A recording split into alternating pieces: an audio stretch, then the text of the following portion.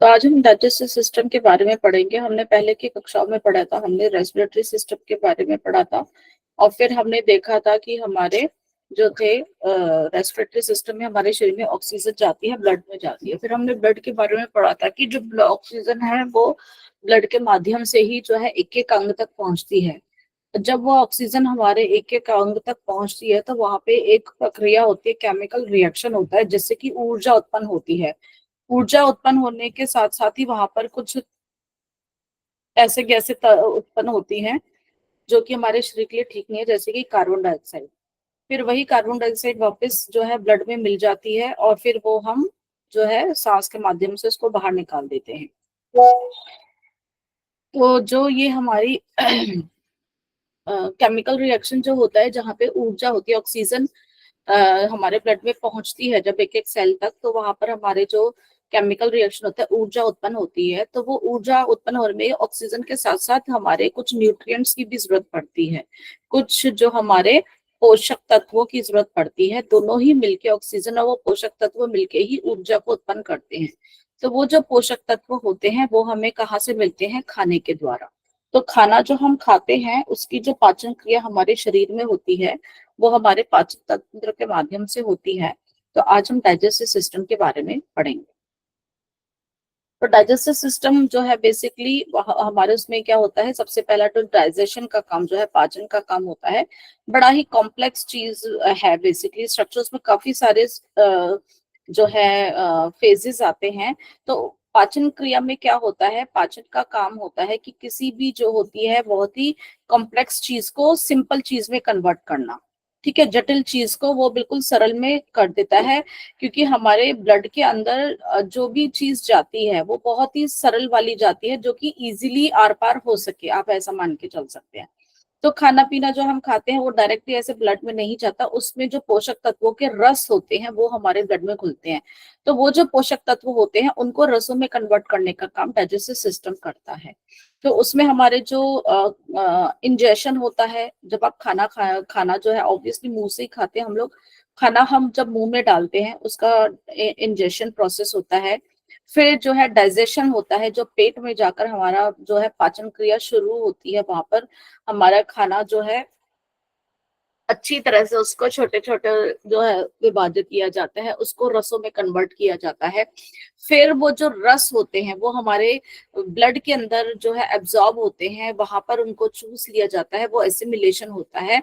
और फिर उसके बाद जो बचा खुचा जो सामान है, वेस्ट मटेरियल जो बनता है इस उसमें, उसको हम क्या बोलते हैं? इजेशन। शरीर से बाहर निकालने का काम जो हो जाता है। तो जो पाचन क्रिया होती है वो मैकेनिकल भी होती है और केमिकल से भी होती है। मैकेनिकल में जैसे कि हम दांतों से खाना काटते हैं या कहीं पे कुछ अंगों से के काम से जो हो रहा है, और केमिकल में कुछ हमारे शरीर के अंदर कुछ ऐसे तत्व होते हैं जो कि उस पाचन क्रिया में सहयोग करते हैं कि ताकि वो जटिल से सरल चीज में जो है आराम से बन जाए। अगर हम देखते हैं तो डाइजेस्टिव सिस्टम पूरी एक ट्यूब की तरह है, मुंह से शुरू होती है और हमारे एनस जो है वहां पे ही खत्म होती है। कहीं से मोटी, कहीं से पतली, कहीं से अलग अलग शेप की। तो आप ऐसे समझ सकते हो। तो पूरा डाइजेस्टिव सिस्टम को अगर हम समझते हैं तो एक ट्यूब में जो मुंह से लेके हमारे एनस तक शुरू जाती है, और वो अलग अलग जगह से होती हुई कहीं पे मोटी, टेढ़ी, तिरछी होती है, वो होती है, उसको हम एलिमेंट्री कैनाल या डाइजेस्टिव ट्रैक्ट भी कहते हैं, गैस्ट्रो इंटेस्टिनल ट्रैक्ट भी कह देते हैं। और इसी के साथ साथ कुछ अंग जुड़े हुए होते हैं जो कि हमारी पाचन क्रिया में मदद करते हैं, उनको हम एक्सेसरी डाइजेस्टिव ग्लैंड्स कहते हैं। इस पिक्चर में आप देख रहे हो, हमारा माउथ है, यहाँ से वो ट्यूब शुरू होती है, फिर ये खाने की नली जो हमारी जाती है। इसके बाद जो है हमारा जो एक हमारा पेट आता है, जहाँ पे भी ये पाचन क्रिया होती है। और मैम स्लाइड में तो कुछ नहीं दिखाई दे रहा। स्लाइड मूव नहीं कर रही, नहीं कर रही। सबके साथ नहीं है, नहीं मैम, कर रही है। आपका नेटवर्क का इशू होगा।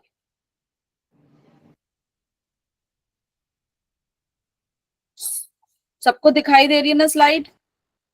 हाँ ओके। मेरा कर्सर भी दिखाई दे रहा है, ठीक है।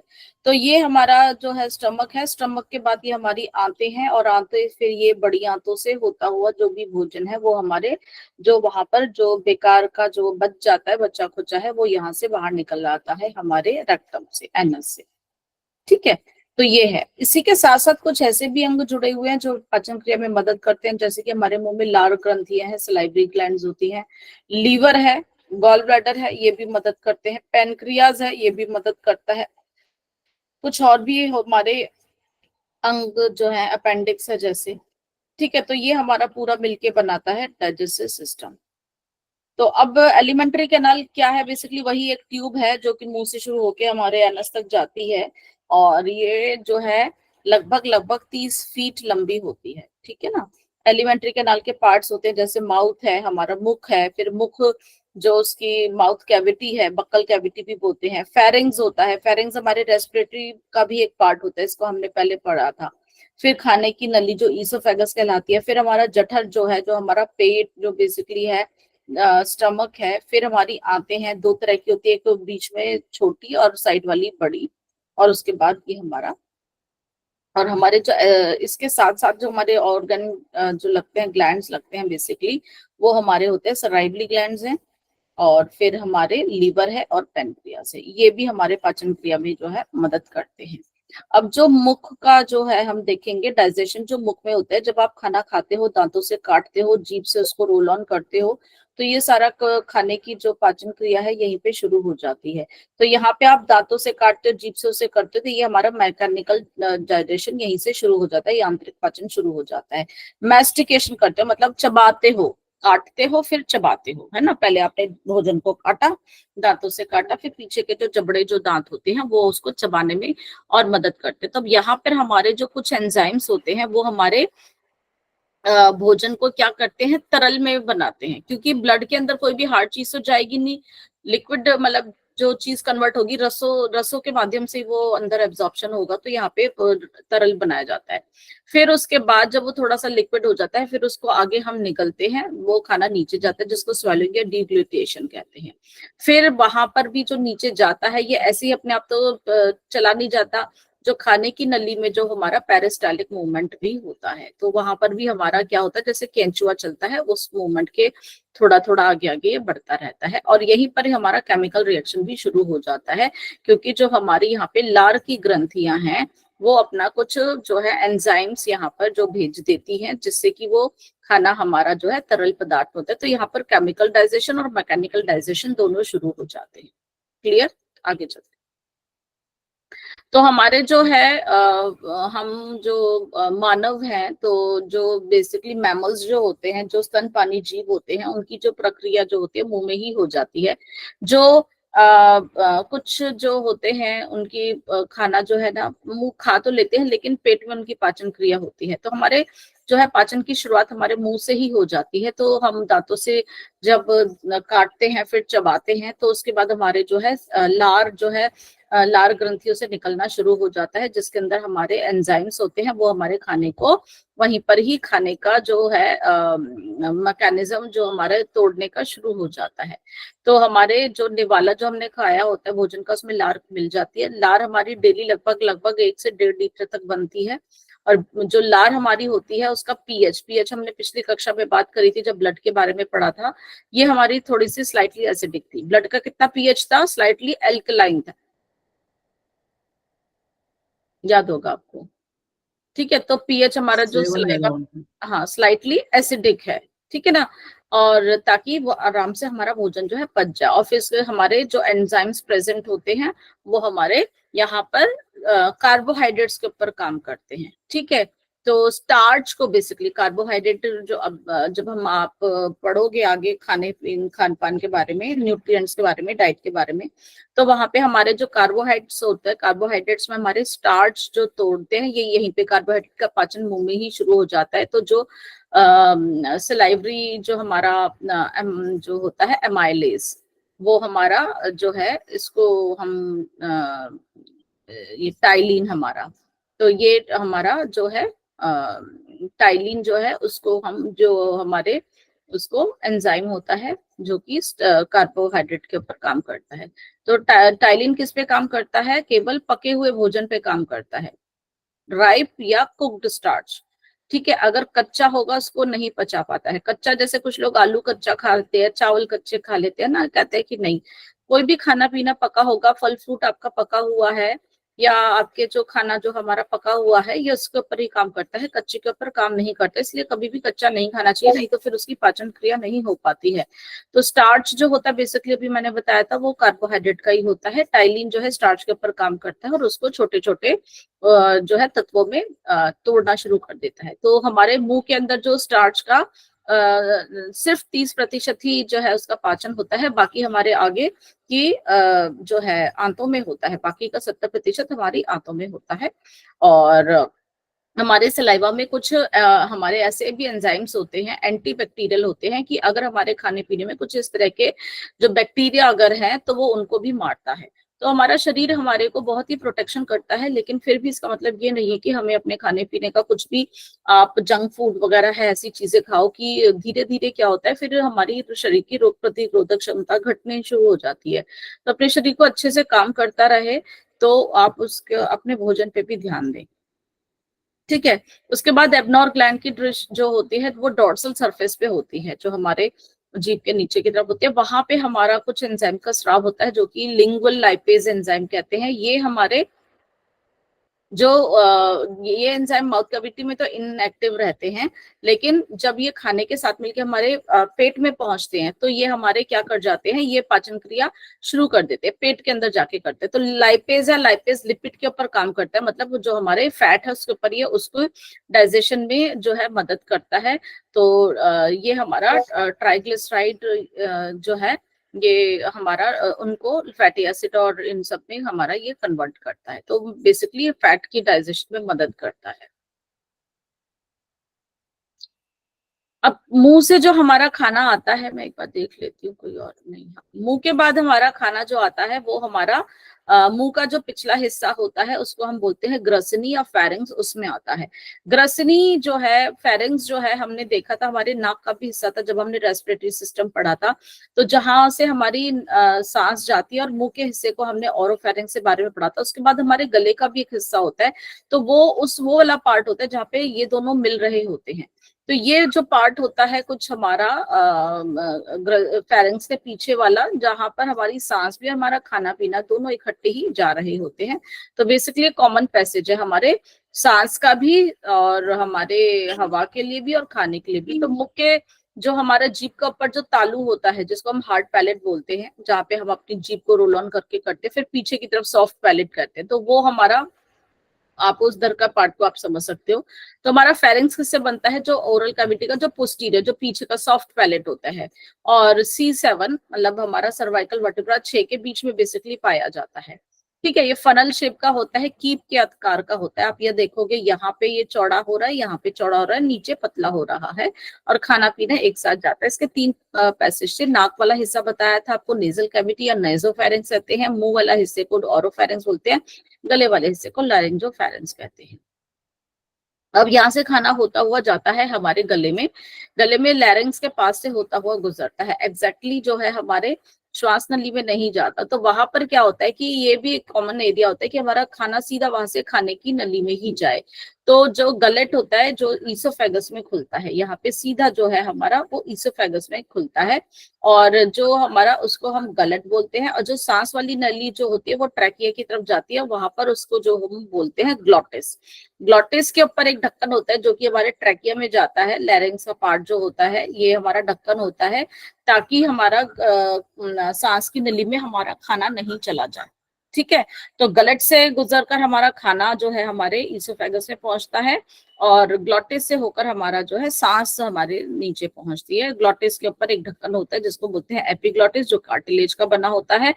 सामान्यतः ये खुला ही रहता है, लेकिन जब भोजन जब हम खाते हैं तब ये ढक देता है हमारे, ताकि भोजन वहां ना चले जाए। इसीलिए खाना खाते हुए आप ना बोले, सामान्य तौर पे ये खुला रहता है, बोलोगे तो उसको पता नहीं चलेगा, तो हमें खांसी आ जाती है। अब हमारा उसके बाद जो हमारा मेन जो हमारी भोजन नाल है उसमें भोजन जाता है, जिसको हम कहते हैं ईसोफेगस। और आहार नाल का वह हिस्सा है जो कि हमारे कहाँ पर फेरिंग्स और पेट के बीच में होता है। ये भी एक लंबी ट्यूब है, ठीक है, 25 सेंटीमीटर के तकरीबन होती है। इसके आगे ट्रैकिया होता है, ठीक है, और और फिर इसके बाद ये डायफ्राम को भेदती हुई, उसमें छेद होता है, वहां से होती है, पर हमारे नीचे जाती है, थोरैसिक रीजन से होती हुई, और ये हल्की सी लेफ्ट साइड होकर जाती है, क्योंकि हमारा पेट ना लेफ्ट साइड पर ही होता है, जो कि जेल लाइक स्ट्रक्चर है। इस पिक्चर में आप देख रहे हो कि हल्की सी लेफ्ट साइड पर होती है। तो हमारे ईसोफेगस और स्टमक के बीच में एक वॉल्व होता है जो कि खाने को रेगुलेट करता है कि पेट का खाना कहीं ऊपर वापस ना चला जाए, है ना, खाना नीचे ही जा रहा है तो जाए। तो वहां पर हमारा जो ढक्कन होता है, एक वॉल्व होता है, उसको हम बोलते हैं कार्डियक स्पिनर। कार्डियक स्पिनर क्यों बोलते हैं? क्योंकि वहां पर हमारा दिल ऊपर है, कार्डियक होता है, इसलिए उसको कार्डियक स्पिनर बोला जाता है। तो ये हमारी एक पतली ट्यूब होती है, 25 सेंटीमीटर लंबी होती है। यहाँ पे जो खाना जो होता है धीरे धीरे सरकता हुआ आगे जाता है पेरिस्टालिस मूवमेंट की वजह से।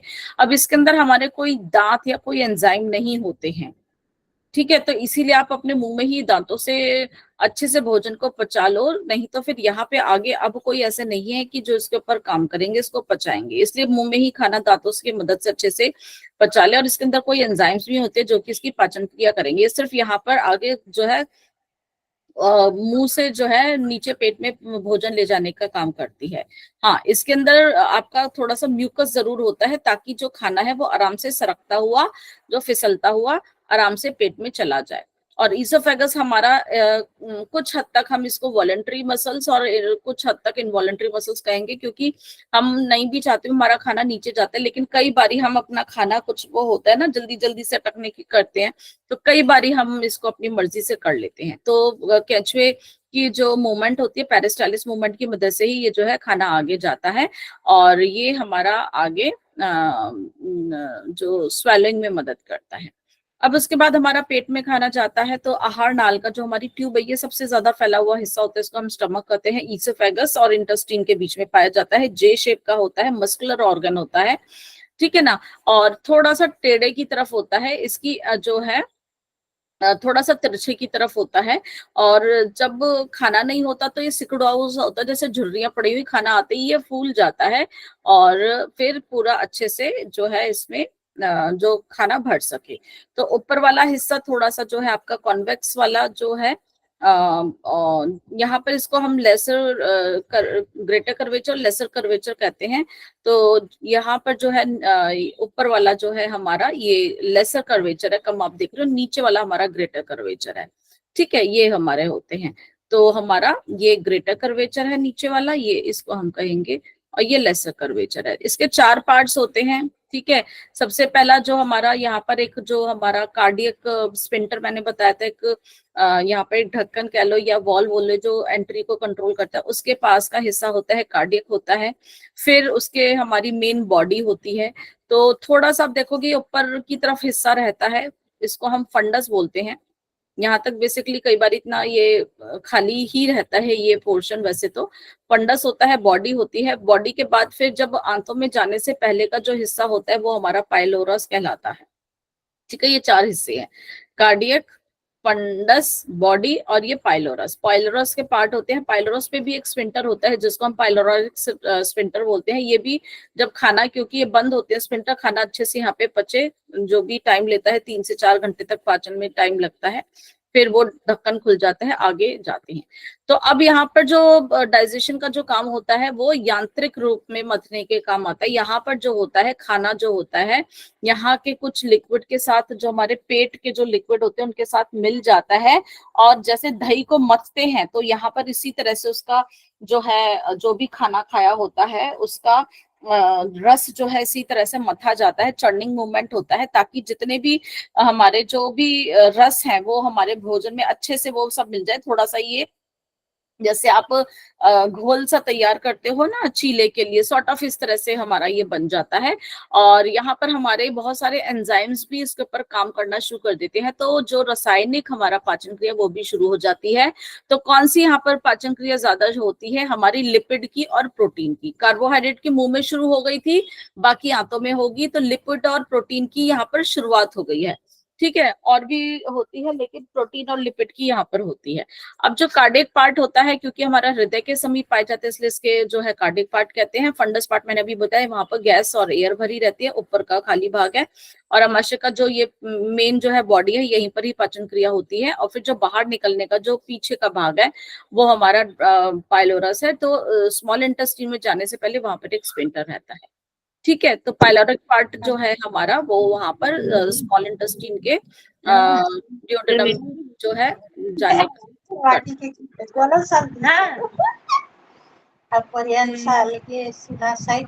ह्यूमन स्टमक में दो स्फिंक्टर होते हैं, एक ऊपर की तरफ, एक नीचे की तरफ। और देखिए, क्लास में अगर पढ़ना नहीं होता तो अननेसेसरी इस तरह से क्लास ज्वाइन करने का कोई मतलब ही नहीं है। हेमलता जी, आपका माइक चालू है। हेमलता जी, माइक बंद कर। मतलब या तो आपका क्लास में ही ध्यान ही नहीं है ना, इसका मतलब तो यही हुआ, आप एक फॉर्मेलिटी के लिए ज्वाइन कर रहे हैं। ह्यूमन स्टमक में जो हमारे दो स्फिंक्टर होते हैं, एक ऊपर होता है एक नीचे होता है। ऊपर वाला हमारा कार्डिक स्फिंक्टर होता है, वहां पर हमारा, इसको कार्डिक वॉल्व भी कहते हैं। नीचे वाला पाइलोरिक वॉल्व या पाइलोरिक स्फिंक्टर कहता है। तो ये क्या काम करते हैं, भोजन को एक ही डायरेक्शन में जाने में मदद करते हैं, वापस उल्टी दिशा में जाने के लिए ये रोकते हैं। तो कार्डिक स्फिंक्टर हमारे ईसोफेगस और स्टमक के बीच में होता है, और हमारा पाइलोरिक स्फिंक्टर जो हमारा डियोडेनम, जो कि स्मॉल इंटेस्टाइन का पार्ट है, और स्टमक के बीच में होता है। ठीक है, तो अब ये देखो, ये जो है ना खाली होता है पेट, तो इस तरह से झुर्रियां सी नजर आती है, इनको गैस्ट्रिक रिग कहते हैं। और जब ये भर जाता है तो ये झुर्रियां जो है समाप्त हो जाती हैं। ठीक है, मैम, पूरा पूरा खाना जो है वो एक साथ ही स्मॉल इंटेस्टाइन में जाता है? नहीं, धीरे धीरे जाता है। मतलब हाँ, इतना बड़ा पेट है, आप सोचो इतना सारा खाना है, ट्यूब तो पतली होगी ना, तो टाइम लेता है। ठीक है, रस है, धीरे धीरे निकलते। तो अमाशय से भोजन कब कितना टाइम लेता है, 4 से 5 घंटे तक आपके पेट में रहता है, अमाशय में रहता है। वहां पर जो अमाशय के कुछ रस होते हैं, जिनको हम गैस्ट्रिक जूसेस बोलते हैं, और वहां पर जो है चर्निंग मूवमेंट होता है, जो मथने का काम होता है, जो भोजन होता है, जो जो हमारे अमाशय के रस होते हैं उनके अंदर वो मिक्स होना शुरू हो जाता है चर्निंग मूवमेंट के द्वारा। ठीक है, तो जो हमारे मुंह के अंदर जो हमारा खाना, जो हमने दांतों से और लार से जो पचाया था, उसको हम बोलस बोलते हैं। और जो स्टमक में बनता है, वो हम उसको चाइम बोलते हैं। ठीक है, क्या बोलते हैं, बोलस जो मुंह में हमारा खाना जो पतला पतला सा बना लार के साथ, और जो पेट का बना उसको चाइम बोलते हैं। तो गैस्ट्रिक जूस में हमारे क्या क्या मिला हुआ होता है, वहां पर हमारे म्यूकस भी होते हैं, कुछ बाइकार्बोनेट्स वगैरह होते हैं, जो कि, और हमारे वहां पर क्या होता है, हाइड्रोक्लोरिक एसिड होता है, बहुत ही उच्च अम्लीय, हाईली कंसंट्रेटेड होता है। अगर वो आपके हाथ पैर पे लग जाना, आपका हाथ पैर जल जाएगा, इतना हाईली कंसंट्रेटेड होता है, जो कि आपके खाने को पचाने में काम करता है। उसका पीएच देखिए कितना है, 1.5 से लेके 1.8 तक। ठीक है, इतना ज्यादा होता है। अब यहाँ पर हमारे पेट में किसका होता है पाचन शुरू, प्रोटीन का। ठीक है, शुरुआत यहाँ पर होती है, और पूर्ण पाचन कहाँ होता है, इंटेस्टाइन में होता है। तो पेट में हमारे कुछ ऐसे एंजाइम्स पाए जाते हैं जो कि प्रोटीन के ऊपर काम करते हैं। कौन कौन से, हमारा पेप्सिन और रेनिन। पेप्सिन और रेनिन, तो रेनिन जो होता है वो नवजात बच्चों में पाया जाता है। जो बच्चे देखो खाली दूध पीते रहते हैं, उनके ऊपर काम करता है। तो बच्चों में इसलिए दूध को पचाता है, बड़ों में यूजुअली नहीं, पर बड़ों में यूजुअली पेप्सिन ही काम करता है। तो स्टमक में हमारे एक लाइपेज एंजाइम भी पाया जाता है, जो कि हमारे दूध में जो हमारा फैट जो प्रेजेंट होता है, वो उसको डाइजेस्ट करता है। ओके, और कुछ हमारे सेल्स भी होते हैं, और जो कि हमारे हाइड्रोक्लोरिक एसिड को बनाते हैं, उनको ऑक्सीटॉक्सिक सेल या पेराइटल सेल्स कहते हैं। वो हमारा हाइड्रोक्लोरिक एसिड बनाते हैं। हाइड्रोक्लोरिक एसिड जो होता है बहुत हाईली एसिडिक होता है, अगर खाने के साथ और कोई इन्फेक्शन है, बैक्टीरिया वगैरह जा रहा है, उसको नष्ट करता है। और जो भी हमारे जो हमारे जाइमोजन जो है हमारे, अच्छा, वो हमारे बेसिकली बैक्टीरिया वगैरह नष्ट करता है, और जो भी खाना आया है और उसको भी और अच्छे से उसको पतला करने में ये काम करता है। फिर यहाँ पे हमारे कुछ जो हमारे स्टमक के अंदर जो कुछ सेल्स होते हैं, वो पेप्सिनोजन और प्रोरेनिन का स्राव करते हैं। ठीक है, प्रोटीन एंजाइम्स का ही ये स्राव करते हैं। तो जो पेप्सिनोजन जो होता है, हाइड्रोक्लोरिक एसिड के साथ मिलके पेप्सिन बनता है, और प्रोरेनिन बनता है रेनिन। रेनिन किसको करता है, दूध को पचाता है। पेप्सिन बाकी जो हमारे प्रोटीन के होते हैं। तो पेप्सिन किस और कौन से प्रोटीन को उसको भी इतना जो होता है पचा लेता है, जो हमारे collagen of connective tissue fibres, ठीक है, जितने भी कोलेजन है उनको भी पचा लेता है, लेकिन हमारे बाल और हमारे नाखूनों को नहीं पचा पाता, ठीक है। इसके बाद होता है हमारा प्रोटीन पेप्सिन जो होता है, वो भी हमारा पीएच उसका 1.5 to 2.5 होता है। ये हमारे प्रोटीन के ऊपर काम करता है। रेनिन जो होता है बच्चों में होता है लेकिन एडल्ट में नहीं होता है। तो रेनिन का क्या काम होता है कि दूध को आपने देखा ना, जब बच्चे करते तो दूध की उल्टी सी करते थे, फटा हुआ दूध निकल आता है, दही सा निकल आता है, क्योंकि इसका मतलब उनका, हम कहते हैं ना कि हाँ इसका मतलब इसका जो है पच गया। और रेनिन जो है बेसिकली हमारे जो दूध के अंदर जो हमारा प्रोटीन होता है कैसिन, उसके ऊपर काम करता है।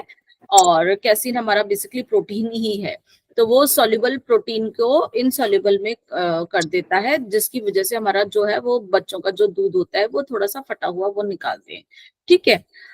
और हमारे पेट के अंदर हमारा जो होता है दूसरा, ये तो प्रोटीन की बात थी, लाइपेज के ऊपर काम करने वाले भी हमारे एंजाइम्स होते हैं, लाइपेज एंजाइम्स बोलते हैं। तो वो हमारे ट्राइग्लिसराइड्स पे जो है उनके ऊपर काम करते हैं, उनको कन्वर्ट करते हैं फैटी एसिड और ग्लिसरॉल में, जो कि सब उसका जो है सबसे छोटी इकाई होती है फैट की, ठीक है। अब खाना जो पेट से जाता हुआ कहाँ आता है, हमारी आंतों में। तो आंत हमारी दो तो होती है, एक होती है छोटी, एक होती है बड़ी। छोटी वाली जो होती है बेसिकली कहते तो उसको छोटी है इसलिए कहते हैं कि उसका जो डायमीटर है, व्यास है, वो कम होता है, लेकिन वो बहुत लंबी होती है, लेकिन उनको हम स्मॉल। तो लंबी कितनी होती है, लगभग 7 मीटर के या 22 फीट के करीब होती है, लेकिन उनका डायमीटर यहाँ पे देख रहे हो बीच में। और लार्ज इंटेस्टाइन जो होती है वो होती तो छोटी है, देखो लंबाई में छोटी होती है लेकिन उसका डायमीटर बड़ा होता है, ठीक है। तो वो कितनी होती है, सिर्फ 1.5 मीटर तक ही होती है। तो स्मॉल इंटेस्टाइन हमारे तीन, हम उनको भागों में पढ़ते हैं, एक ड्यूडेनम होता है, एक जेजुनम होता है और एक इलियम होता है, ठीक है। और एक हमारी लार्ज इंटेस्टाइन के हमारे भी 4 पार्ट। डायमीटर कितना होता है स्मॉल का भी और लार्ज का भी? अभी इसमें लिखा नहीं है, आएगा तो आप देख लेना, ठीक है, अभी देख लेते हैं। लार्ज इंटेस्टाइन का जो अभी लंबाई ही ज्यादा वो लिखी हुई है कंपैरेटिवली में। और इनके सीकम होता है, सीकम का ये पार्ट होता है, फिर कोलोन, ये सारा ही इसका कोलोन है। कोलोन के वो हम पढ़ेंगे, कोलोन के फिर उसको 4 भागों में डिवाइड किया होगा, फिर रेक्टम होता है और फिर उसके बाद हमारा होता है एनस। अब हम सबसे पहले छोटी आंत की बात कर लेते हैं। यहाँ पर लंबाई ही लिखी हुई है, तो छोटी आंत में ही हमारा जो पाचन क्रिया और एब्जॉर्प्शन का काम शुरू हो जाता है। तो ये हमारी पतली होती है और लंबी होती है, और सबसे ज्यादा इसमें जो हमारे जो है ना कुंडलियां मिलेंगी, इस बहुत ज्यादा इसमें कर्व्स एंड वो सब मिलेंगे, ठीक है। तो ये जब हमारे पेट के बाद से ही शुरू हो जाती है, तो उस पेट के बाद का जो सबसे पहला हिस्सा होता है वो हमारा होता है ड्यूडेनम, ये जो आप हरे रंग का सिक्का देख रहे हो, सी आकार का। फिर ये जो हल्के पीले रंग का होता है ये हमारा जेजुनम होता है, और उसके बाद आखिरी होता है इलियम। तो ये टोटल हमारी 6.25 मीटर के लगभग की होती है। तो स्मॉल इंटेस्टाइन का जो पहला पार्ट यहाँ पर जो होता है, एक स्फिंक्टर से हमारे पेट से होता है, जो भी खाना है वो उधर से ही निकलता है, तो पाइलोरिक स्फिंक्टर वहां से निकलता है। और नीचे भी इधर एक वॉल्व होता है कि बड़ी आंत में जाने के लिए, तो उसको हम देखेंगे। तो ये हमारे ड्यूडेनम है, ड्यूडेनम की जो लंबाई होती है वो 25 सेंटीमीटर है, जेजुनम की है 2.5 मीटर होती है, और इलियम सबसे बड़ी है 3.5 मीटर की। अब हम देखेंगे सबसे पहले ड्यूडेनम। ड्यूडेनम हमने देखा ये हमारा स्टमक है, और ये जो सी आकार का है ये हमारा जो है ड्यूडेनम है, ठीक है। ये 25 सेंटीमीटर का होता है, सबसे छोटा पार्ट, सबसे छोटा ही लंबाई में जो है स्मॉल पार्ट है, शॉर्टेस्ट पार्ट है स्मॉल स्मॉल इंटेस्टाइन का। और ये इसके जो है पेनक्रियास के हेड के इधर आप देखोगे, जो इसका सी शेप है, यहाँ पे पेनक्रियास का हेड भी होता है। अब इसके अंदर ड्यूडेनम के अंदर हमारी पाचन क्रिया भी होती है ना। तो यहाँ पर और जो एसिमिलेशन भी शुरू होता है, लेकिन मेन यहाँ पर पाचन क्रिया होती है।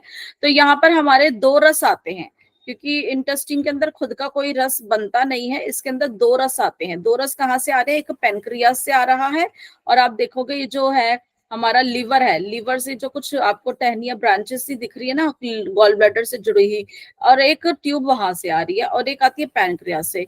लिवर और पैनक्रियास अपना रस किसमें छोड़ते हैं? ड्यूडेनम में, ताकि जो भी खाना आया है जिसका भी पाचन रहता है वो उसका काम करेगा।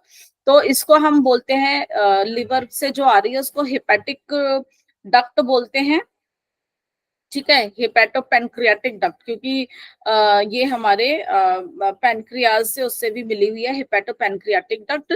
और कुछ हमारे जो पैनक्रियाज के जूसेस भी इसमें खाली आते हैं। तो एक जूस जो होता है जो हमारा हेपेटिक मतलब लिवर और पैनक्रियाज भेजता है वो होता है हमारा बाइल। बाइल का जूस इन दोनों से आता है, ठीक है। और यहाँ पे जहां पर ये जो हेपेटोपेनक्रियाटिक डक्ट एंटर करती है डियोडेनम के अंदर, उस पॉइंट को हम बोलते हैं sphincter of Audi. Sphincter of Audi, वहां से उस छेद से ये अंदर घुसती है डियोडेनम के अंदर, अपने रसों को छोड़ते हैं, बाइल को छोड़ते हैं, ताकि जो खाना था, बाइल बेसिकली आपके फैट को डिसॉल्व करने में मदद करता है, उसको डाइजेशन में मदद करता है, तो ये करते हैं, ठीक है। उसके बाद हमारे जो है डियोडेनम के अंदर कुछ और उसकी खास ग्रंथियां होती हैं, जो कि हमारा खाना, क्योंकि पेट में कैसा था, एसिडिक था, हाईली हाइड्रोक्लोरिक एसिड था ना पेट का, वो एसिडिक खाना हो गया। अब एसिडिक खाना हमारे अगर आंतों में जाएगा तो भाई वो उसको तो बिल्कुल चीर फाड़ के रख देगा, तो अब उस एसिडिक खाने को एल्कलाइन करना है। तो धीरे धीरे जब वो खाना निकल के हमारे पेट में से आंतों में आता है, तो यहाँ पर हमारी डियोडेनम के अंदर हमारे यहाँ पे कुछ ग्लैंड्स होते हैं जो उस एसिडिक को एल्कलाइन करना शुरू कर देते हैं, क्योंकि वहां पे एल्कलाइनिटी, वो क्षारीय म्यूकस जो होते हैं वो प्रेजेंट होते हैं, उनसे वो जो एसिडिक है वो एल्कलाइन होना शुरू हो जाता है। क्लियर है? अच्छा, अब आप कहोगे कि पेट का जो इतना था वो क्यों नहीं हमारा होता, ये पॉइंट में रह गया था कि पेट के अंदर जो हमारा खाना है वो हमारा खाना खुद को ही नहीं, क्योंकि हमारे पेट की जो म्यूकस मेम्ब्रेन होती है वो बहुत स्ट्रांग होती है, बहुत मोटी लेयर होती है, और यही हमारे खुद को, ये देखोगे आप, जो पेट का जो भी रस है ना वो पेट को ही जो है क्योंकि इतना सारा एसिडिक है उसको नुकसान करने से जो है रोकती है, ठीक है। तो म्यूकस मेम्ब्रेन जो हमारे पेट की होती है बहुत ही इस तरह से होती है, स्ट्रांग भी होती है, कि ताकि वो खुद ही एसिड हमारे उस पे ना हो। लेकिन कई बार हम अपनी गंदी आदतों से हम उसको नुकसान पहुंचाते हैं, कि खाली पेट रहते हैं, बहुत ज्यादा मिर्च मसालेदार खाना खाते हैं, या बहुत ज्यादा दवाइयों का सेवन करते हैं, खाली पेट ज्यादा रहते हैं। अगर खाना ही नहीं आएगा, एसिड तो अपना बन रहा है, तो खाना, तो एसिड किसको नुकसान पहुंचाएगा? हमारी अंदर की जो लेयर को ही करेगा, म्यूकस मेम्ब्रेन में, ठीक है ना। या फिर खाना पीना आप गड़बड़ कर रहे हो, बे टाइम खाना खा रहे हो, है ना, ये सारी जो इस वजह से, तो ये कई बार जो हाइड्रोक्लोरिक एसिड एकदम से नहीं, लेकिन धीरे धीरे फिर इनको क्या होता है, लोगों को डाइजेशन की प्रॉब्लम्स होनी शुरू हो जाती है, अल्सर की नाम की बीमारी होनी शुरू हो जाती है, उनका खाना ठीक से पचता नहीं है। जैसे मुंह में अल्सर हो जाते हैं ना, कभी छाले हुए मुंह में, ऐसे ही हमारे पेट में फिर वो होना शुरू हो जाते हैं, फिर वो नुकसान पहुंचे उनको। फिर खाने का जो है बताया जाता है कि आप तेज मिर्च मसालों का सेवन ना करें, आप ध्यान रखें। तो इस तरह से फिर प्रिकॉशन के लिए बोला जाता है, नहीं तो हमारा भगवान ने तो बहुत अच्छे से स्ट्रांग भेजा हुआ है।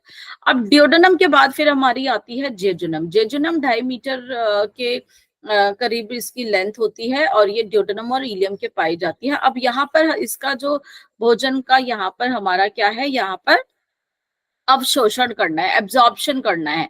अब यहाँ पर क्या होता है कि ये हमारा यहाँ पर ब्लड सप्लाई बहुत ज्यादा होती है, तो जो भी खाना आता है वहां से पचा हुआ खाना आ रहा है, ये वहां से जो भोजन के जो भी हमारे इंपॉर्टेंट रस थे वो मिल चुके थे अब उस भोजन में, अब ये उस रसों को वहां से चूस के ब्लड के अंदर भेजा जाता है, ठीक है। तो ये हमारे जेजुनम में होता है। फिर इलियम जो थोड़ा सा आप देख रहोगे उसके मुकाबले पतला होता है, यहाँ पे ब्लड सप्लाई कंपैरेटिवली कम होती है, यहाँ पर भी जो है एब्जॉर्प्शन होता है। जो मैक्सिमम ज्यादा से ज्यादा एब्जॉर्प्शन हमारा जेजुनम में, फिर इलियम में, जो भी रहा की रहा चुका। अब इसके बाद जो होता है, जो भी खाना ऐसा लगता है वो वहां पे आगे कहाँ भेज दिया जाता है, लार्ज इंटेस्टीन में। अब लार्ज इंटेस्टीन में जाने से पहले यहाँ पर भी जो है एक ढक्कन होता है, उसको हम यहाँ पर जो है इलियोसिकल वॉल्व हम उसको बोलते हैं, इलियम और सीकम के बीच में। तो वहां पर वो इलियोसिकल वॉल्व होता है, ताकि जो है खाना, अब वो जो भी वेस्ट मटेरियल एक ही डायरेक्शन में है वापस ना आए, तो धीरे धीरे धीरे वो वहां से उसको जाता है, और वो वेस्ट को वापस आने से रोकने का काम भी करता है। अब इसके बाद जो हमने देखा जो हमारे छोटी आंतें थी स्मॉल इंटेस्टाइन के अंदर, हमारी अंदर की जो लेयर होती है वो इस तरह से होती है, फिंगर लाइक प्रोजेक्शंस होते हैं, ताकि इससे क्या होता है कि सरफेस एरिया बढ़ जाता है ना। एक एरिया में आप मान के चलो कि आपको इतना ही रखना है और आपको दे दी जाती है कि 10 मीटर चीज आप जो है 1 मीटर में करोगे, तो क्या करोगे आप फोल्ड्स करना शुरू कर दोगे, है ना। जैसे दुपट्टा है फैला हुआ है, आप क्या करते हो उस दुपट्टे की तय बना लेते हो, है ना, तो वो कम्पैक्ट उसमें हो जाता है। तो ऐसे ये फोल्ड्स होते हैं। अब इन फोल्ड्स के ऊपर भी क्या होते हैं, इस तरह के सेल्स होते हैं माइक्रोविली। हमने जब पढ़ा था ना एपिथेलियल सेल्स के बारे में पढ़ा था, एपिथेलियल लेयर टिश्यू के बारे में पढ़ा था, ये एपिथेलियल लेयर है। ये कौन सी लेयर है, ये हमारी यहाँ पर है जहाँ पे हमारे विलाई प्रेजेंट होते हैं। अब देखो हेयर लाइक प्रोजेक्शन, इससे क्या है कि यहाँ पे हमारा सरफेस एरिया बढ़ गया, मैक्सिमम से मैक्सिमम जो है यहाँ पे हमारे जितने भी रस हैं वो चूसने का काम करते हैं, ठीक है। तो ये इसकी जो भीतरी परत होती है, यहाँ पे जो फोल्ड्स होते हैं, इनको वॉल्स ऑफ कर्किंग कहा जाता है। ये ड्यूडेनम और जेजुनम में बेसिकली पाए जाते हैं। जेजुनम में सबसे ज्यादा, क्योंकि वहीं पे सबसे ज्यादा भोजन का एब्जॉर्प्शन होता है। इसके अंदर सारे यहाँ पर जो है ना ब्लड जो है चैनल्स होते हैं, ब्लड वेसल्स होते हैं, और इन यहाँ से जो है रसों को चूस चूस के अंदर ब्लड के अंदर भेजा जाता है। तो विलाई की सतह पर आप देखोगे जो विलाई है, ये विलाई हम इनको कहते हैं, इनके ऊपर भी छोटे छोटे बालों की तरह जो हमारे दिखा है, फिर उनके ऊपर भी छोटे छोटे माइक्रोविली होते हैं। इससे क्या होता है कि सरफेस एरिया बढ़ जाता है, मैक्सिमम जितना भी जो रस होता है वो चूस लिया जाता है, ठीक है। और इसके अंदर हमारे कुछ लिम्फ भी प्रेजेंट होते हैं और हमारे यहाँ पर ब्लड सप्लाई भी होती है। फिर खाना जो बचा कुछ हमारे बड़ी आंतों में पहुंच जाता है। बड़ी आंतों में सबसे पहले जो इसका पार्ट होता है सीकम होता है, वहीं पर हमारा एक ऑर्गन अटैच होता है अपेंडिक्स। आज की डेट में वो वेस्टिजियल ऑर्गन हो चुका है, क्योंकि धीरे धीरे धीरे कभी पहले इसका काम होता होगा, लेकिन अब टाइम के हिसाब से इसका काम नहीं है। तो इसका काम कुछ भी नहीं, बट ये हमारी बॉडी में प्रेजेंट होता है, तो इसको हम जो है अपेंडिक्स कहते हैं, वेस्टिजियल ऑर्गन होता है। सीकम का जो होता है एक एंड जो होता है वो बंद होता है, आप देख रहे होगे, और फिर उसके बाद जो ऊपर से खुलता है, ये थोड़ा सा जो इलियम से जो आ रहा है थोड़ा नीचे की तरफ है। तो जिन लोगों की आदतें बहुत खान पान की आदतें होती हैं, तो कई बारी अगर पुराना जो खाना जो वेस्ट मटेरियल इधर पड़ा रह जाता है, उसकी वजह से अपेंडिक्स में इन्फेक्शन हो जाता है, कॉन्स्टिपेशन रहता होगा, और अपने बहुत ज्यादा खाना जो है जंक फूड ज्यादा खाते होंगे। ये खाना अगर ज्यादा दिन तक यहाँ पे सड़ा रहेगा तो अपेंडिक्स में, तो कहते हैं ना अपेंडिसाइटिस हो गया, इन्फेक्शन हो गया है, फिर उसको ऑपरेट करना पड़ेगा या उसका ट्रीटमेंट लेना पड़ेगा। तो इसलिए ध्यान रखना चाहिए, आपका जो है शरीर ठीक से काम करना चाहिए, आपको रोज पे खाने जाके अपने शरीर के मल को त्याग भी करना चाहिए। सीकम के बाद से फिर हमारा जो होता है कोलोन, इसके 4 पार्ट होते हैं जो ऊपर की तरफ जा रहे हैं, इसलिए इसको असेंडिंग कोलोन कहते हैं, लेटे हुए को ट्रांसवर्ट, फिर नीचे आते हुए को डिसेंडिंग, फिर एक एस शेप में होता है उसके लिए सिग्मोइड कोलन, फिर बाद में रेक्टम और एनस हमारे पार्ट होते हैं। तो लंबाई में स्मॉल इंटेस्टीन बड़ी होती है और मोटाई यानी डायमीटर लार्ज इंटेस्टीन का बड़ा होता है, इसलिए इसे लार्ज कहते हैं। अंतिम भाग में हमारे इलियम लार्ज इंटेस्टाइन का पहले भाग को सीकम, जहां पर इलियोसिकल जंक्शन होता है, और यहाँ पर हमारा एक वेस्टिजियल ऑर्गन भी है, ठीक है। अब लार्ज इंटेस्टीन में यहाँ पे हमारा कोई एंजाइम नहीं होता है, अब यहाँ पे कोई पाचन क्रिया नहीं होती है, यहाँ पर कोई भी अवशोषण नहीं होता है, वो सिर्फ हमारा छोटी आंत में ही होता है। तो सीकम है पहले, सीकम जैसा भी बताया पाउच लाइक है ये हमारा कोलोन और इलियम के बीच में, और ये मानव में कम विकसित होता है। और सीकम के दूरस्थ सिरे पर एक ब्लाइंड ट्यूब होती है जिसको हम क्या कहते हैं वर्मीफॉर अपेंडिक्स, अभी बताया था। ये बेसिकली लिम्फोइड टिश्यू है, और अगर इन्फेक्शन होता है तो इसको हम अपेंडिसाइटिस कहते हैं। 2 सेंटीमीटर से लेकर 13 सेंटीमीटर तक का ये होता है।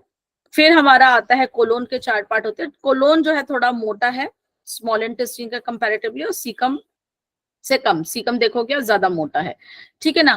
कोलोन के अंदर जो हमारे जो है कुछ बैंड्स होते हैं, वहां पर हम उनको टैंगनाई कोलाई बोलते हैं। ये हमारे बेसिकली हमारा यहाँ पर जो है एब्जॉर्प्शन होता है पानी का, यहाँ पे हमारा मैक्सिमम तो मैक्सिमम पानी का होता है। अब जो भी आगे तो उसको बहुत तरल पदार्थ बनाया जाता है, यहाँ पर अब पानी का जो है एब्जॉर्प्शन होता है, और विटामिन के और विटामिन बी का सिंथेसिस भी, यहाँ पे फॉर्मेशन भी आप कह सकते हो कि वो होता है यहाँ पे विटामिन ए और बी कॉम्प्लेक्स का। बी कॉम्प्लेक्स जो विटामिन B12 कहते हैं ना कुछ लोग की उसकी कमी है, लेकिन जो वेजिटेरियन, क्योंकि वो तो नॉन वेज से मिलता है, जो वेजिटेरियन में विटामिन B12 की वो रहती है। ऐसा नहीं है, आपकी आंतों का काम अच्छा है, अगर आपकी गट हेल्थ अच्छी है तो आपका यहाँ पे उनका फॉर्मेशन भी होता है, कोई दिक्कत नहीं होती। लेकिन अगर आपका खान पान ठीक नहीं है, आपकी पाचन क्रिया ठीक नहीं रहती तो दिक्कत। तो असेंडिंग कॉलन में हमारे फ्लूइड्स और सॉल्ट्स का एब्जॉर्प्शन होता है, असेंडिंग कॉलन में ये ऊपर की तरफ जाते हैं, है ना, जितना भी पानी है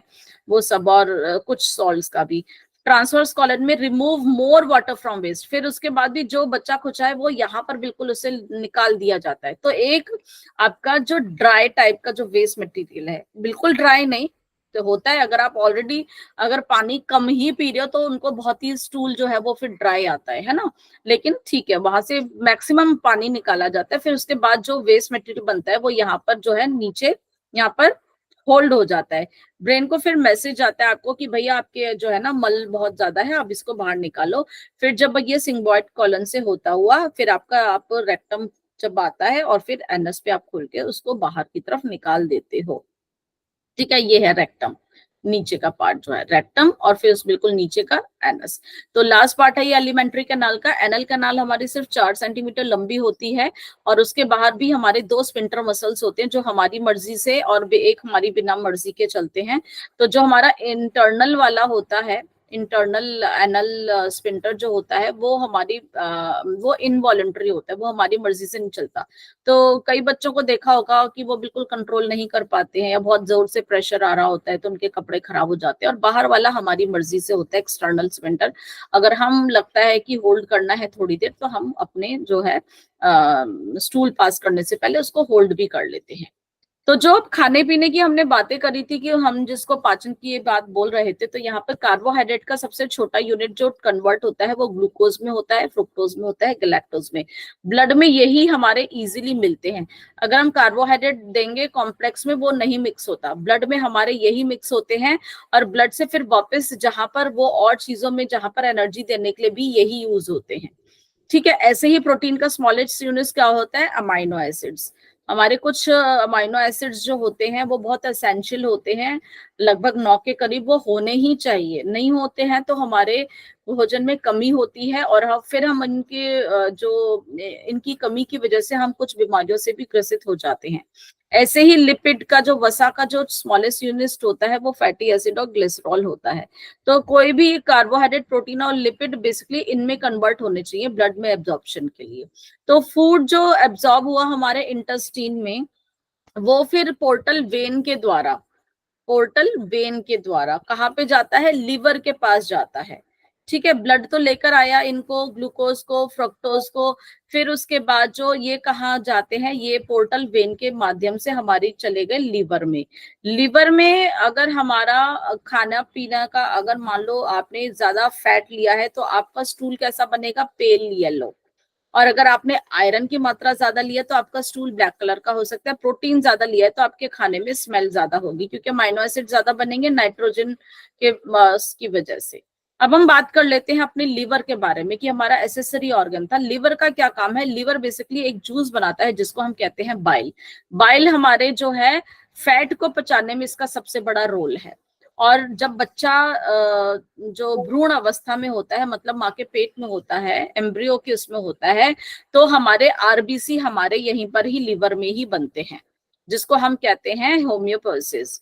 तो लीवर एक होम्योपैथिक अंग की तरह काम करता है। लीवर वहां पे हमारे ब्लड को बनाता है बच्चे के अंदर। बड़े होते होते हमारे बोन मैरो में हमारे सेल्स बनना शुरू हो जाते हैं, लेकिन भ्रूण अवस्था में वो लीवर में ही बनते हैं। इसके अलावा लीवर का और क्या काम है, लीवर का काम है कि जो हमारे ब्लड के अंदर जो ग्लूकोज गया कन्वर्ट होके, ये एक्स्ट्रा ग्लूकोज को, क्योंकि हमेशा तो सारे जरूरत नहीं होती है, तो बहुत सारा ग्लूकोज ये अपने अंदर स्टोर कर लेता है कि जब ज्यादा जरूरत होगी एनर्जी की तो वो ग्लूकोज को दे देगा और फिर तब वो एनर्जी बना लेंगे सेल्स। तो जो एक्स्ट्रा ग्लूकोज को ये ग्लाइकोजन के रूप में अपने अंदर स्टोर कर लेता है। और साथ ही साथ जो है ये हमारा ये ग्लाइकोजेनेसिस का ही उल्टा आप कहोगे कि स्टोर ग्लाइकोजन को ग्लूकोज से भी बदलता है। तो ग्लाइकोजेनेसिस और ग्लाइकोजेनोलिसिस का प्रोसेस है। फिर जब ग्लाइकोजन को ग्लूकोज में कन्वर्ट करना होता है तो ये हमारा काम भी करता है। ठीक है, और ये हमारा कई बारी जो है प्रोटीन या हमारे जो लिपिड होते हैं उनको भी ग्लूकोज में बदल देता है अगर हमें बहुत ज्यादा बॉडी की डिमांड होती है तो। फिर ये क्या करता है, हमारे शरीर के से जो है अमाइनो एसिड में से हमारे ये अमोनिया भी निकालता है, डीएमिनेशन भी करता है। जो अमाइनो एसिड हमारे प्रोटीन के जो होते हैं ना, वहां से भी ये हमारा उनको जो अमोनिया निकालने का काम करता है, क्योंकि अमोनिया हमारे शरीर से भी बाहर बिल्कुल जाना चाहिए, रहना नहीं चाहिए, तो ये उसमें से बचे खुचे में से भी निकालने का काम करता है। फिर ये यूरिया का भी निर्माण करता है। यूरिया का निर्माण जो है, फिर उसके बाद वहां से फिर ये ब्लड जो है हमारा कहाँ जाता है, हमारे किडनी पे जाता है, और किडनी फिर यूरिन के साथ उस यूरिया को हमारे शरीर से बाहर भेज देती है। यूरिया क्योंकि हमारे शरीर में रहेगा तो हमारे को कुछ बीमारियां दे सकता है, वो ठीक नहीं है। तो जब प्रोटीन टूटता है, छोटे छोटे अमाइनो एसिड में डिवाइड होता है, तो हमारे वहां पर जब यूरिया जो बनता है तो उसको फिर बाहर भेजने में ये हमारी मदद करता है। फिर हेपरिन भी बनाता है। हेपरिन हमने कल पढ़ा था, ब्लड के अंदर होता है, वो ब्लड को जो है क्लॉट होने देने से जो है बचाता है, नहीं तो हमारा ब्लड हमारी रक्त वाहिनियों में भी ही जमना शुरू हो जाएगा। तो ये हेपरिन जो है प्रेजेंट होने की वजह से हमारा रक्त जो है वो जमता नहीं है। विटामिन ए का जो संश्लेषण है, जो सिक्रीशन है, वो भी इसमें हमारे लिवर में ही होता है। विटामिन ए बेसिकली हमारी आंखों के लिए अच्छा होता है। हमारे जो आई के सेल्स होते हैं, rod cells and cone cells, उनके लिए ये बहुत ही होता है। तो गाजर है या आपका जो भी ऑरेंज या रेड जो भी वेजिटेबल्स होते हैं उनमें प्रेजेंट होता है। तो ये जो हमारे बी कैरोटीन को जो है ये हमारे विटामिन ए में चेंज कर देता है, क्योंकि जो कैरोटीन के रूप में प्रेजेंट होते हैं हमारी वेजिटेबल्स में, तो विटामिन ए में चेंज करने में हेल्प करता है। और बहुत सारे विटामिन भी स्टोर करता है, क्योंकि हमारे जो विटामिन फैट सॉल्युबल होते हैं, तो यहाँ पर फैट का जो इसमें ये मदद करता है स्टोर करने में। ए, डी, ई, के और B12 भी हमारे स्टोर करने में मदद करता है। इसके बाद जितने भी हमारे बॉडी के अंदर टॉक्सिन्स होते हैं, ये उनको क्लियर करने का काम करता है। जितने भी टॉक्सिन्स आते हैं हमारे ब्लड के माध्यम से ही आते हैं। हमारे वो जो जितनी भी हमारी वेन्स होती हैं, वो डायरेक्ट हमारे हार्ट में नहीं जाती, हृदय में नहीं जाती। सबसे पहले कहाँ खुलती है? लीवर में खुलती है। तो लीवर में जितने भी खुलने के बाद, जहां पे भी जितने भी टॉक्सिन्स अगर हमारे डाइजेशन के बाद आए हुए होते हैं, ये उनको समाप्त करने का काम करता है। तो हमारा लिवर बहुत ही अच्छा एक डिटॉक्सिफिकेशन एजेंट है, इसलिए लिवर का भी आप ध्यान रखिया करिए। तो जो लोग बहुत अल्कोहल वगैरह कंज्यूम करते हैं ना, तो इसलिए उनका लिवर बहुत, क्योंकि कितना बेचारा साफ करेगा। तो टॉक्सिक सब्सटेंस को नॉन टॉक्सिक में ये बदलता है। बहुत सारे ऐसे टॉक्सिक सब्सटेंस होते हैं। फिर दूसरा ये हमारा प्रोथ्रोम्बिन और फाइब्रोनोजिन की भी सिक्रेशन में मदद करता है, क्योंकि चोट लगने के बाद हमारा खून एकदम से जम जाना चाहिए। तो हेपरिन का भी करता है, ये दो इसका भी करता है। तो जो ब्लड क्लॉटिंग के लिए जिम्मेदार होते हैं, हमारे दो प्रोटीन होते हैं, प्रोथ्रोम्बिन और फाइब्रोनोजिन। हमने ब्लड के अंदर कल इनका पढ़ा भी था। तो वो उनका निर्माण भी हमारे लिवर में ही होता है। हमारे मिनरल्स को भी इकट्ठा करता है। तो कुछ मिनरल्स होते हैं जैसे कि आयरन है, क्योंकि ब्लड वगैरह का भी जैसे यहाँ पर होता है, और कॉपर, जिंक, कोबाल्ट, कुछ हमारे ऐसे जो सोर्सेज हैं जो उनको भी ये हमारे स्टोर करता है मिनरल्स को। और फैट भी, स्टोरेज ऑफ फैट भी ये करता है। और विटामिन जैसा भी बताया, फैट सोल्युबल विटामिन भी वहां पे स्टोर रहते हैं, फैट भी स्टोर रहता है। तो लिवर थोड़ी मात्रा में वसा को भी इकट्ठा करता है। जो अल्कोहल पीते हैं, इसीलिए क्या होता है, उसके जो हेपेटोसाइट्स मतलब लीवर के जो सेल्स होते हैं, वहां पे फैट बहुत ज्यादा इकट्ठा होता है, वो काम नहीं करने देते हैं। तो इस वजह से फैटी लिवर होता है। फिर धीरे धीरे फैटी लिवर की जैसे ज्यादा फैट इकट्ठा होने की वजह से फिर उनको जो है सेल्स काम नहीं कर पाते, और फिर सिरोसिस ऑफ लिवर जैसी अवस्थाएं आ जाती है, सेल जो है वो काम नहीं करता।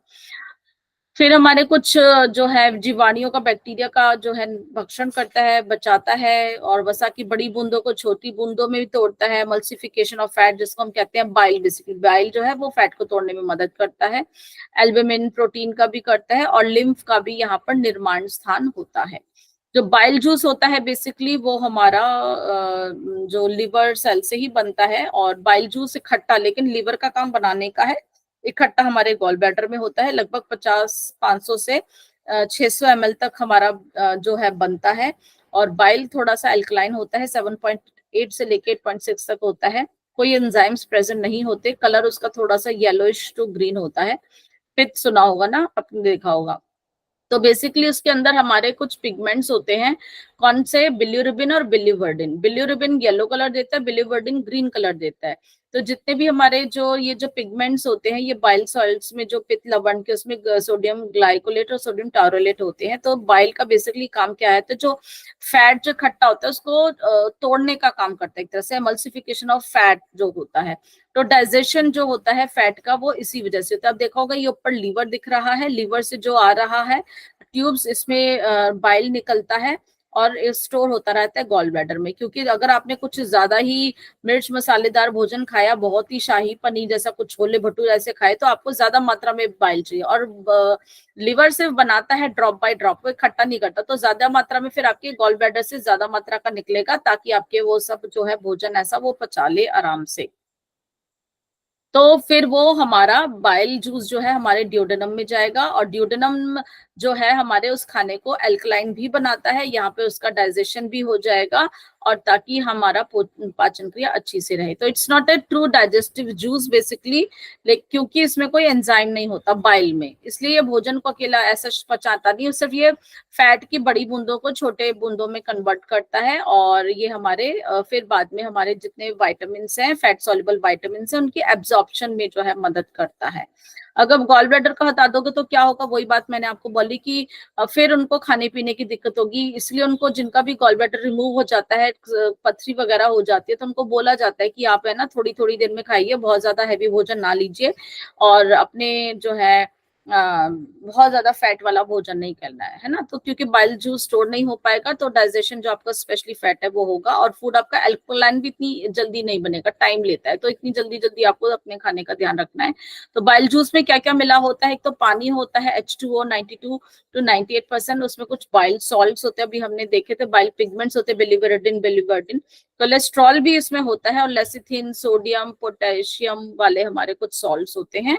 और ये हमारे जो है एक्सक्रीटरी ऑर्गन, जो हमारे बाइल पिगमेंट को जो है अगर ये शरीर से नहीं निकल पाते हैं, तो ये हमारे क्या होता है, ये हमारे को जॉन्डिस पीलिया बना देता है, तो जिससे कि हमारे शरीर के अंदर जो है पीलापन जो आना शुरू हो जाता है। तो बाइल जूस जो होता है एक्टिवेट कर किसको करते हैं, लिपिड लाइपेज एंजाइम्स को, जिससे कि हमारा फैट जो है वो हमारा पच जाए। ठीक है, तो हाँ, ये था कि पित्त रस को ले जाने वाली डक्ट में ब्लॉकेज आ जाती है, तो क्या होता है, वो फिर अंदर जो बाइल पिगमेंट बढ़ जाते हैं, बिलिरुबिन बढ़ जाता है, जो कि बिलिरुबिन लिवर का बेसिकली वेस्ट प्रोडक्ट होता है, वो बाहर निकलना चाहिए। और बिलिरुबिन का कलर क्या होता है, येलो होता है, तो इससे फिर जब वो उसका इकट्ठा होना शुरू हो जाता है, तो हम लोगों को प्रॉब्लम होनी शुरू हो जाती है जॉन्डिस की। तो ये डाइजेशन हमारा स्मॉल इंटेस्टाइन में हमने देखा था। और फिर अब हम पैनक्रियाज की बात कर लेते हैं फटाफट से। पैनक्रियाज भी हमारा जो है एक ग्लैंड है, ये दो तरह का काम करता है बेसिकली। यहाँ पर पैनक्रियाटिक जूस भी बनाता है, और ये हमारा वहां पर हमारे एक हार्मोन भी बनाता है, जिसकी लंबाई 12 से 15 सेंटीमीटर तक होती है। तो इसको हम एंडोक्राइन और एक्सोक्राइन ग्लैंड दोनों ही कहते हैं। एंडोक्राइन ग्लैंड में इसको हम और बेहतर रूप में पढ़ेंगे। तो इसके अंदर कुछ सेल्स होते हैं, ये जो है ना, इसके अंदर बहुत सारे सेल्स होते हैं, देखो लाल, हरे, ऑरेंज, नीले, हल्के नीले। तो ये होते हैं हमारे अल्फा बेल, बीटा सेल्स, डेल्टा सेल्स और एफ सेल्स होते हैं। तो अल्फा सेल्स जो होते हैं, ये हमारा एक हार्मोन बनाते हैं जिसका नाम होता है ग्लूकागन। ग्लूकागन का काम होता है कि जो ग्लाइकोजन स्टोर होता है लीवर में, ये उसको वापस ग्लूकोज बनाने में मदद करता है। बीटा सेल्स बनाते हैं इंसुलिन हार्मोन, आपने सुना होगा, वो क्या काम करते हैं, ग्लाइकोजेनेसिस। ग्लाइकोजेनेसिस का मतलब होता है कि जो हमारा ग्लूकोज होता है उसको ये ग्लाइकोजन में कन्वर्ट करने में मदद करते हैं। तो ये इंसुलिन का काम होता है। तो इंसुलिन, जैसे देखा होगा डायबिटीज लोगों में इंसुलिन की कमी हो जाती है, तो उनका ब्लड के अंदर ही वो ग्लूकोज रह पाता है, वो ग्लाइकोजन में कन्वर्ट नहीं हो पाता है ना। और डेल्टा सेल्स क्या बनाते हैं, डेल्टा सेल्स एक हार्मोन बनाते हैं जो इन दोनों को कंट्रोल करता है कि ये दोनों काम अपने अच्छे से करें, बैलेंस बन रहा है ना। एक ग्लूकोज से को ग्लाइकोजन में कन्वर्ट कर रहा है, एक ग्लाइकोजन को ग्लूकोज में कन्वर्ट कर रहा है, दोनों एक दूसरे के विपरीत काम करते हैं ताकि हमारे शरीर का बैलेंस बना रहे। एफ सेल्स हमारे पैनक्रियास पॉलीपेप्टाइड्स को बनाने का काम करते हैं। तो ये इस तरह से है कि स्मॉल इंटेस्टाइन की जो मस्कुलर लेयर है बेसिकली वो हमारी विभिन्न गतिविधियों में जो काम करती है, हमने अभी पढ़ा था पहले भी कि हमारे फूड को अच्छे से मिक्स करती है। और हमारे इंटेस्टाइन में कौन कौन से जूस मिले, पैनक्रियाटिक जूस, बाइल जूस और इंटेस्टिनल जूस, जो हमारा उसको एल्कलाइन को बनाता है ना, ये बात रिपीट हो रही है।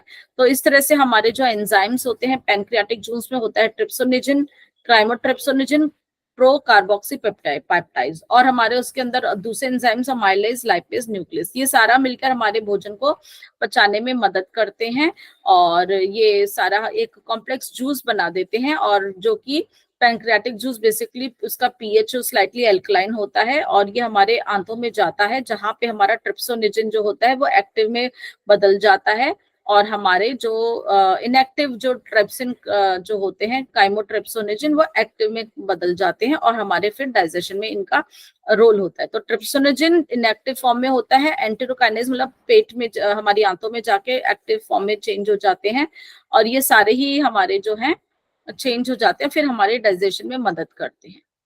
ठीक है, ये रिपीट हो रहे हैं। पॉलीसैकेराइड हमारे डाइसैकेराइड में कन्वर्ट होते हैं, फैट हमारा ग्लाइसराइड से मोनो में, सिंगल में, मतलब ये कॉम्प्लेक्स से आपके सिंपल में कन्वर्ट होते हैं ताकि हमारा शरीर उनको एब्जॉर्ब कर पाए और वो जो है हमारे आराम से एब्जॉर्ब बॉडी में हो सके। ठीक है, तो यही इंटेस्टिनल जूसेस के बारे में भी है। ये हमारे ब्रश जो बॉर्डर थे म्यूकोजा से होते हैं, वहां पे गॉबलेट सेल्स भी थे और वो उस जूस की हमारी जो पीएच होता है ये भी एल्कलाइन होता है।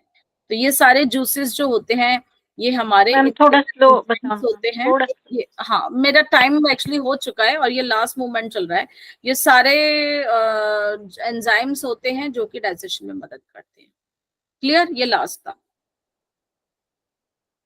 तो अभी आज हमारा डाइजेस्टिव सिस्टम हो चुका है और कल हम दूसरा सिस्टम करेंगे।